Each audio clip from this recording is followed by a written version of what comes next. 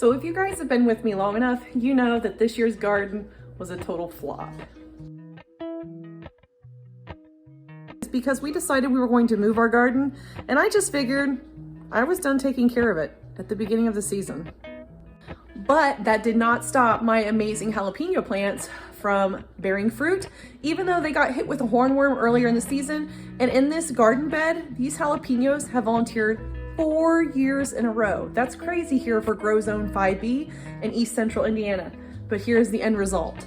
My husband loves when we pick a whole mess of peppers, and then I pickle them, can them, and then we've got peppers that are pretty fresh the whole rest of the year.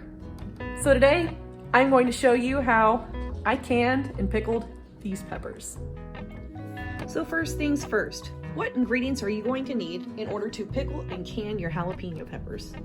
First and foremost, you're going to need jalapeno peppers, distilled white vinegar, sugar, salt, garlic cloves or garlic powder, and of course your canning jars and lids. I made sure to sanitize my lids along with my jars prior to canning. And you're going to make sure to wash your jalapeno peppers very thoroughly.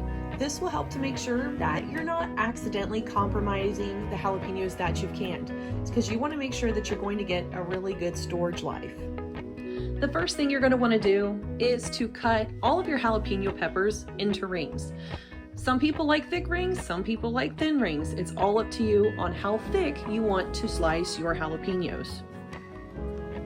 It is a really good practice to wear protective gloves while handling jalapeno peppers because they have oils that can get onto your skin and cause a burning sensation and irritation. If you don't have any gloves handy, just make sure to take breaks to wash your hands thoroughly of these oils.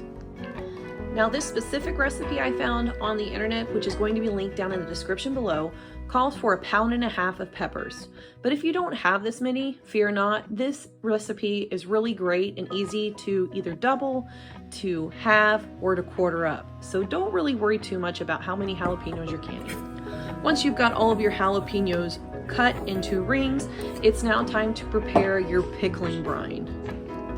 Your pickling brine is going to consist of 2 cups of water, 2 cups of distilled white vinegar, 2 tablespoons of salt, 2 tablespoons of sugar, and 2 garlic cloves that are minced, or in my case, since I didn't have any garlic cloves, I just used garlic powder.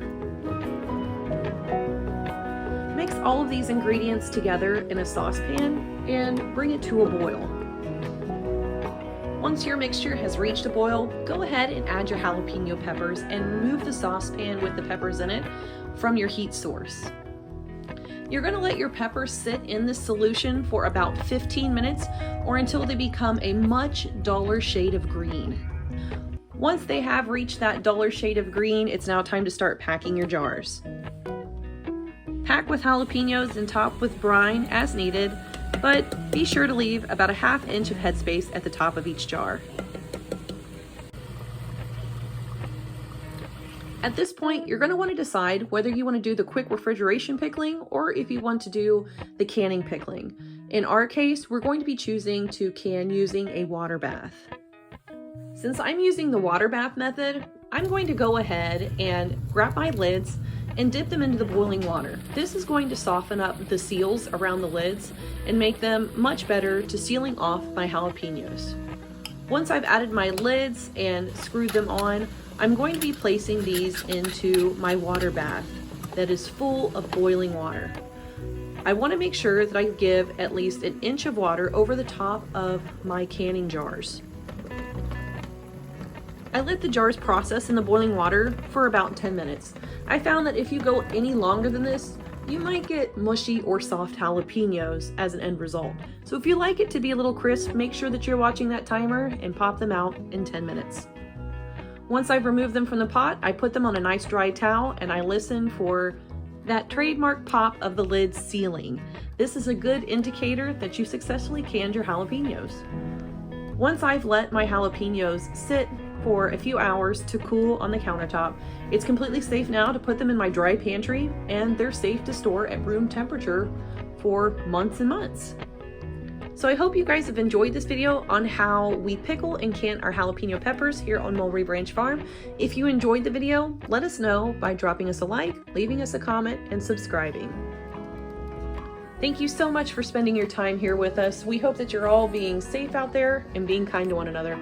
We'll catch you in the next one. God bless.